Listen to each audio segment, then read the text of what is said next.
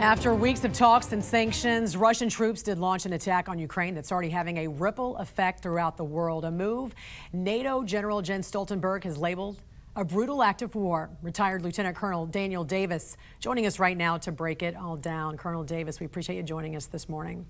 You bet.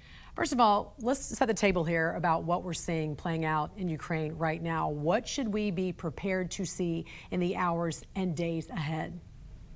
Yeah, well, what we've seen so far is the expected first rounds of this, which was a lot of cyber attacks that were trying to cripple Ukraine's ability at the command level to see what's going on, what's coming in from Russia, and then to cripple their ability to communicate to their frontline units, to knock out their air defense radar, to knock out their air defense missile sites, so that the Russian air could continue to come in, whether that's drones, missiles, or aircraft or fighter aircraft, so they can come in unhindered. And that's pretty much what we've seen so far.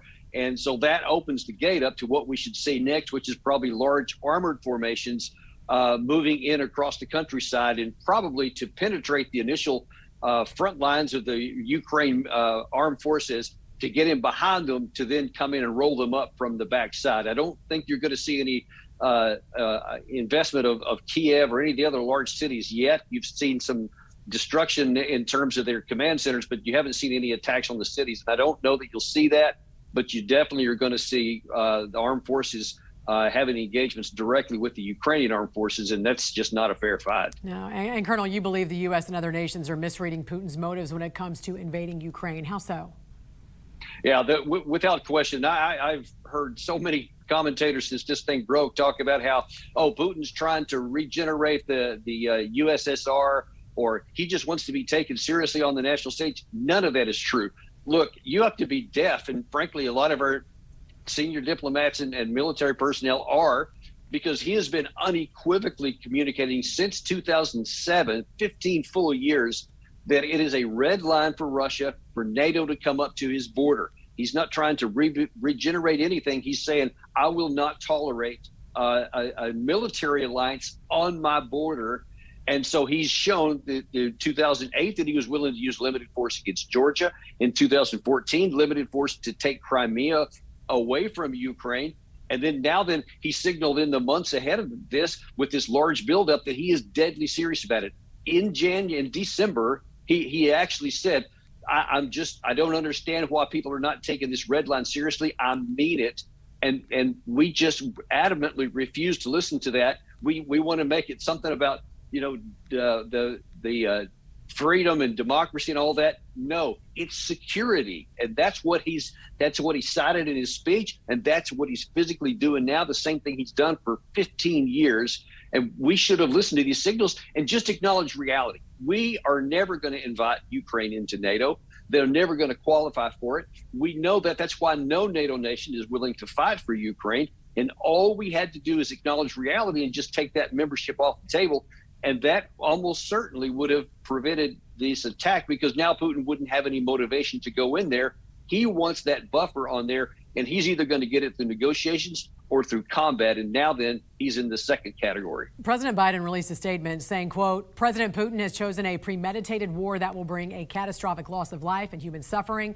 Russia alone is responsible for the death and destruction this attack will bring, and the United States and its allies and partners will respond in a united and decisive way. The world will hold Russia accountable. Colonel Davis, you said in the past that sanctions against Russia are not effective. So what should be done instead? What will stop Putin and stop this from escalating and getting worse?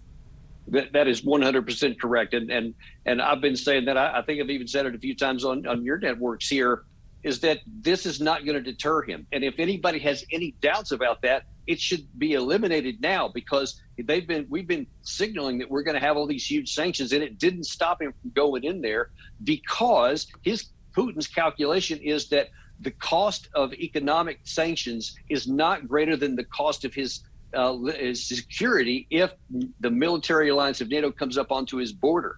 And so we should have recognized that and changed our calculation to just say, okay, let's just don't bring them in there. Because imagine if we know they're not coming in, if we know we're not going to fight for them, then why would we want to continue to signal to Kiev that we're there for you, we're going to have this decisive reaction, right? We care about your territorial integrity, And then they're on their own. They're fighting alone against a Russian juggernaut that they can't stop. And I think that's just wrong for us. I hope we can talk to you again tomorrow because I want to get your take on what lies ahead for American troops on the ground in Europe. We know we're not going to send any, or at least that's what the president says, into Ukraine, but we do have thousands right now on the border with some of our NATO allies. So I hope we can chat with you again tomorrow about this as this continuing crisis evolves there in Ukraine. Thanks for joining us this morning. Retired You Lieutenant bet. Be Colonel happy Daniel to. Davis. Thanks a lot. Thank you.